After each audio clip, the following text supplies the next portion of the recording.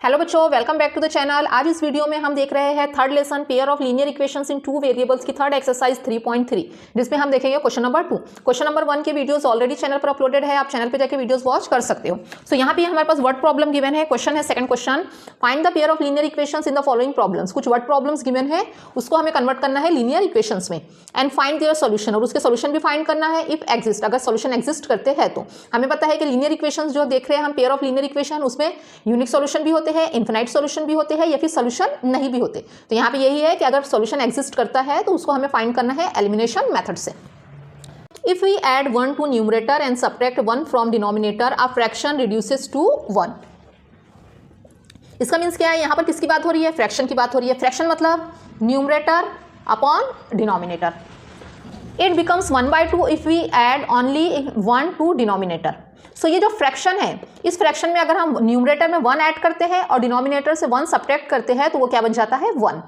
But अगर सिर्फ denominator में 1 ऐड करते हैं तब वो क्या बन जाता है? 1/2। मीन्स दो कंडीशन गिवन है, हमें वो फ्रैक्शन फाइंड करना है। क्या करेंगे, जो फ्रैक्शन है न्यूमरेटर अपॉन डिनोमिनेटर, तो एक को सपोज कर लेंगे x और एक को सपोज कर लेंगे y के। जो फ्रैक्शन है उसके न्यूमरेटर में x है और डिनोमिनेटर में y है, फिर हम x और y की वैल्यू फाइंड करेंगे। सो हमने यहाँ पे क्या सपोज कर लिए, let x be in the numerator and y be in the denominator of a fraction. जो फ्रैक्शन है मीन्स न्यूमरेटर अपॉन डिनोमिनेटर, तो उसके न्यूमरेटर में x है और डिनोमिनेटर में y है, तो हमारे पास फ्रैक्शन क्या बन गया? x upon y। सब हमने यहाँ पे न्यूमरेटर में 1 ऐड कर दिया और डिनोमिनेटर में 1 सब्ट्रैक्ट कर दिए, तो क्या बन गया? ये x + 1 अपॉन y - 1 किसके इक्वल हो जाता है फ्रैक्शन? 1 के इक्वल, तो यही हो गया इक्वल 1। अब हम यहाँ पे इसको आगे सॉल्व कर लेते हैं। x + 1 = ये जो डिनोमिनेटर है राइट हैंड साइड में जाएगा, तो ये y - 1। अब हमको यहाँ पर इसको पहले स्टैंडर्ड फॉर्म में कन्वर्ट करना है, और स्टैंडर्ड फॉर्म क्या है कि दोनों वेरिएबल एक साइड में रहेंगे और जो कांस्टेंट नंबर है वो एक साइड में। सो ये x एज इट इज है, y को भी हमने इधर ला लिया तो -y हो गया = -1 + 1 को इधर लेके गए राइट हैंड साइड में, तो ये भी क्या हो गया? -1। सो x - y = -2। ये हमारी बन गई इक्वेशन 1। एक इक्वेशन आ गई। अब सेकंड कंडीशन देखते हैं। सेकंड कंडीशन क्या बोल रहा है? इट बिकम्स 1/2, मीन्स जो फ्रैक्शन है वो क्या बन जाता है? 1/2। कब बनता है? If we only add 1 to denominator. अब डिनोमिनेटर में क्या ऐड करना है? 1। x और अपॉन y, न्यूमरेटर में x है और डिनोमिनेटर में क्या है? y है। तो अब डिनोमिनेटर में 1 ऐड करना है, तो ये क्या हो जाएगा? y + 1। तो ले लेते हैं हम यहाँ पे y + 1, तो हमारा क्या बन जाएगा? न्यूमरेटर एज इट इज रखना है, न्यूमरेटर में कोई भी चेंजेस नहीं होंगे। सो ये न्यूमरेटर अपॉन डिनोमिनेटर क्या आ गया? y + 1। तो फ्रैक्शन किसके इक्वल हो जाता है? 1/2 के। सो ये हो गया 1/2। सॉल्व करने के लिए इसको क्रॉस मल्टीप्लाई करेंगे तो 2 यहाँ चले जाएगा, y + 1 इसके साथ आ जाएगा। x = y + 1, इसको भी स्टैंडर्ड फॉर्म में लिख लेते हैं, 2x - y = 1। ये बन गई हमारी इक्वेशन 2। जो इक्वेशंस है वो एलिमिनेशन मेथड से सॉल्व करना है, और हम ऑलरेडी देख चुके हैं क्वेश्चन नंबर 1 में कि एलिमिनेशन मेथड क्या होता है। एलिमिनेशन मेथड में हमें जो दो इक्वेशंस गिवन है उन इक्वेशन के किसी एक वेरिएबल को इक्वेट करना होता है। तो देख लेते हैं यहाँ पर, देखो x का कोएफिशिएंट 1 है, यहाँ पर x का कोएफिशिएंट 2 है, मतलब इक्वल नहीं है। y का कोएफिशिएंट -1 है, यहाँ पर भी y का कोएफिशिएंट -1 है। इट मीन्स दोनों में भी y का कोएफिशिएंट क्या है? सेम है। तब हमें यहाँ पर किसी भी नंबर से मल्टीप्लाई करने की जरूरत नहीं है, क्योंकि ऑलरेडी हमें y क्या मिल रहा है? इक्वल कोएफिशिएंट वाला। अब ये दोनों भी इक्वेशन लिख लिया हमने, इक्वेशन 1 और इक्वेशन 2। अब इन दोनों इक्वेशन को हम सब्ट्रैक्ट करेंगे। हमें क्वेश्चन 1 में ऑलरेडी डिस्कस कर चुके हैं कि जब भी जिस वेरिएबल के कोएफिशिएंट इक्वेट किए हमने या फिर इक्वल है, उनके साइन देखना है। अगर सेम साइन है तो या फिर दोनों के साथ प्लस हो तो माइनस करोगे, और अगर अपोजिट साइन है मतलब एक के साथ प्लस का साइन है और एक के साथ माइनस का साइन है तब एडिशन करोगे, प्लस करोगे। तो यहाँ पे देखिए दोनों के साइन सेम है, इसलिए हम क्या कर रहे हैं? माइनस। और जब माइनस करते हैं तो जो सेकंड इक्वेशन होती है उसके साइन चेंज हो जाते हैं। सो 2x क्या बन गया? -2x, -y बन गया +y, और +1 बन गया -1। तो ये देखिए -y + y कैंसल। x में से -2x करेंगे तो क्या आ जाएगा? -x = -2 - 1 -3। सो ये माइनस माइनस कैंसिल हो जाएगा और x की वैल्यू क्या आ गई हमारे पास? 3। अब इस x की वैल्यू को चाहे तो इक्वेशन 1 में पुट करिए, इक्वेशन 2 में करिए, किसी भी इक्वेशन में हम पुट करेंगे तो हमें वैल्यू मिल जाएगी x की। अब हम क्या कर रहे हैं? इस x की वैल्यू को इक्वेशन 1 में पुट कर रहे हैं, आप चाहे तो इक्वेशन 2 में भी पुट कर सकते हो। सो इक्वेशन 1 क्या है? x - y = -2। जहां पर भी x है उसकी जगह क्या लिख देंगे? 3। सो ये 3 - y = -2। So -y as it is रहेगा, 3 को इधर शिफ्ट कर देंगे तो -3 हो जाएगा। सो -2 - 3 is -5। So y = -5, minus minus cancel. So y की वैल्यू क्या आ गई? 5। सो हमें यहाँ पर x की वैल्यू भी मिल गई और y की वैल्यू भी। सो न्यूमरेटर में क्या है? x है और डिनोमिनेटर में क्या है? y है। यही था हमारा फ्रैक्शन। सो x की वैल्यू क्या है? 3 और y की वैल्यू 5, मतलब जो हमारा फ्रैक्शन है वो क्या है? 3/5। इसको हम वेरीफाई भी कर सकते हैं। कंडीशन में क्या बोला है कि न्यूमरेटर, ये हमारे पास आ गया numerator upon denominator. Numerator upon denominator क्या है? x upon Y, X upon Y मतलब 3/5। अब क्वेश्चन क्या बोला है, 1 को न्यूमरेटर में ऐड करना है और 1 डिनोमिनेटर से सब्ट्रैक्ट करना है। तो यहाँ पर 3 + 1 करना है और यहाँ पे 5 - 1। तो देखिए 3 + 1 क्या हो गया 4, 5 - 1 4, 4 से 4 कैंसिल हुआ तो क्या बचा 1, तो आ रहा है यहाँ पे 1। वैसे सेकंड इक्वेशन से हम इसको वेरीफाई कर सकते हैं। अब इसका आंसर लिख लेंगे। आंसर क्या बन गया, fraction is 3/5। Now this is the second question. 5 years ago, Noori was thrice as old as Sonu. 10 years later, Noori will be twice as old as Sonu. How old are Noori and Sonu? So इस question में 2 person की बात हो रही है, एक नूरी है और एक सोनू है, और इन दोनों के जो एज है उसमें रिलेशन गिवन है। हमें यह नहीं पता है कि उनकी अभी करंट एज क्या है, बट उनके एज पे रिलेशन गिवन है।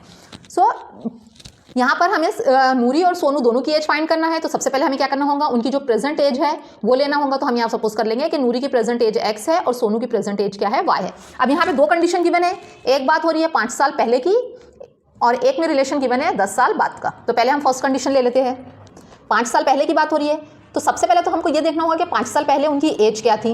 नूरी की करंट एज x है और सोनू की करंट एज y है। अगर हमें 5 साल पहले की एज फाइंड करना है तो क्या करेंगे, x - 5 y - 5। सिंपल हम इससे समझ सकते हैं कि करंट, सपोज करो कि आपकी करंट एज 15 ईयर्स है और हम बोल रहे हैं कि 5 साल पहले आपकी एज क्या थी, तो आप इसमें से 5 क्या करोगे, माइनस कर दोगे। मीन्स करंट एज में से 5 माइनस की। तो वैसे ही करंट एज x है उसमें से 5 माइनस की है, करंट एज y है तो उसमें से 5 माइनस की। तो यह हमने 5 साल पहले नूरी और सोनू की एज फाइंड कर लिए। अब इन दोनों के बीच में रिलेशन बोला है, नूरी की जो एज है वो 3 टाइम्स है, थ्राइस मीन्स 3 टाइम्स है, किसके 3 टाइम्स, सोनू के। सो पहले हम नूरी की लिख लेते हैं एज। नूरी की क्या है, x - 5। So x - 5 is equal to कितने टाइम्स है, 3 टाइम्स। सो ये आ गया 3। किसके 3 टाइम्स है, सोनू के। सोनू की एज क्या है, y - 5। अब इसको हमको सॉल्व करना होगा। सो ये हो जाएगा x - 5 इज इक्वल टू, इस पूरे ब्रैकेट को 3 से मल्टीप्लाई कर देंगे तो ये 3y - 15। इसको स्टैंडर्ड फॉर्म में लिखना है। तो स्टैंडर्ड फॉर्म क्या है लीनियर इक्वेशन का, कि वेरिएबल एक साइड में रहेंगे और कांस्टेंट टर्म एक साइड में। सो जो 3y है उसको लेफ्ट हैंड साइड में ला लेंगे। x - 3y is equal to -15 और -5 को इधर शिफ्ट किए तो क्या हो गया, +5। सो ये हो गया x - 3y is equal to -10। ये आ गई हमारे पास इक्वेशन 1। अब क्वेश्चन में क्या बोल रहा है, 10 ईयर्स लेटर, 10 साल बाद की बात हो रही है। सो 10 ईयर्स लेटर, 10 साल बाद इनकी एज क्या रहेंगी। करंट एज अगर x है तो 10 साल बाद क्या हो जाएगा, x + 10। करंट एज अगर y है तो 10 साल बाद क्या हो जाएगा, y + 10। तो ये x + 10 y + 10। इसको और हम सिंपल वे में समझ सकते हैं, आपकी अगर करंट एज 15 है तो 10 साल बाद क्या होंगी, 15 + 10। जो भी आपकी करंट एज है उसमें 10 को क्या कर देंगे, प्लस। तो वैसे ही हमने यहाँ पे प्लस किए। जब भी फ्यूचर की बात रहेंगी तो प्लस करोगे एज रिलेटेड क्वेश्चन में, और अगर पास्ट की बात हो रही है तो उसमें से माइनस करोगे। अब हमने 10 साल बाद दोनों की एज लिख ली है। अब इनके बीच में रिलेशन क्या है, 10 years later Noori will be twice as old as Sonu. जो नूरी की एज है वो सोनू के कितने हो जाएंगी, 2 टाइम्स। यहाँ पे नूरी की एज क्या है, x + 10। किसके इक्वल हो जाएंगी, ट्वाइस मीन्स 2 टाइम्स, किसकी एज के, सोनू के। सो वो सोनू की एज y + 10। अब ब्रैकेट को 2 से मल्टीप्लाई कर लेंगे। x + 10 is equal to 2y + 20। Standard form में लिख लेते हैं, x + 2 आया, इधर आया तो -2y इज इक्वल टू 20 + 10 को इधर शिफ्ट किएंगे राइट हैंड साइड में तो -10। सो ये हमारी इक्वेशन बन गई, x - 2y is equal to 10। अब इक्वेशन आ गई हमारे पास, इसको सॉल्व करना है एलिमिनेशन मेथड से। और हमें पता है कि एलिमिनेशन मेथड में हमें क्या करना होता है, दोनों इक्वेशन के किसी एक वेरिएबल के कोएफिशिएंट को इक्वेट करना होता है। अगर इक्वेट नहीं है तो, अगर इक्वेट है ऑलरेडी, अगर क्वेश्चन में इक्वेट है कोएफिशिएंट तो फिर बहुत ही अच्छा है हमारे लिए, लेकिन अगर नहीं है तो फिर हमें मल्टीप्लाई करके इक्वेट करना होता है। तो पहले हम चेक कर लेते हैं कि है या नहीं। तो देखिए x का कोएफिशिएंट 1, यहाँ पर भी x का कोएफिशिएंट 1, दोनों भी इक्वेशन में x का कोएफिशिएंट सेम है, मतलब हमें यहाँ पे कोई मल्टीप्लाई करने की जरूरत नहीं है। अब हम क्या करेंगे, इक्वेशन 1 में से इक्वेशन 2 को माइनस कर देंगे। माइनस क्यों कर रहे हैं, क्योंकि x के साथ भी प्लस साइन है और यहाँ पर x के साथ भी प्लस साइन है। अगर सेम साइन रहे तो हम माइनस करते हैं और अपोजिट साइन रहे तो प्लस। तो इक्वेशन 1 इक्वेशन 2 माइनस। अब हमें पता है कि जब भी हम माइनस करते हैं तो जो सेकंड इक्वेशन होती है उसके सभी साइन चेंज हो जाते हैं। तो x के साथ प्लस का साइन है तो क्या हो गया माइनस, 2y के साथ माइनस साइन है तो ये प्लस, 10 के साथ प्लस साइन है तो ये क्या हो जाएगा माइनस। अब ये देखिए +x - x cancel, -3y + 2y -y, -10 - 10 -20, दोनों में माइनस माइनस कैंसिल हो जाएंगे। सो y की वैल्यू हमको मिल गई 20। अब इस y की वैल्यू को चाहे तो इक्वेशन 1 में पुट करिए या फिर इक्वेशन 2 में।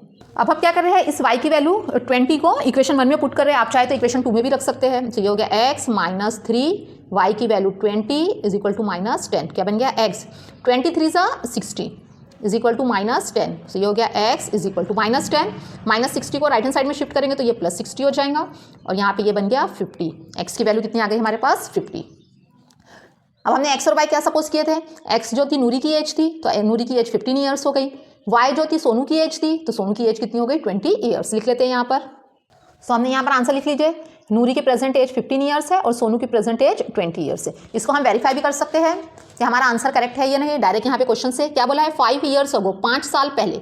अगर इसकी करंट एज, नूरी की करंट एज 15 ईयर्स है तो 5 साल पहले कितनी होगी 45, और सोनू की करंट एज जो है वो कितनी है 20 ईयर्स है तो 5 साल पहले कितनी होगी इसकी 15 ईयर्स।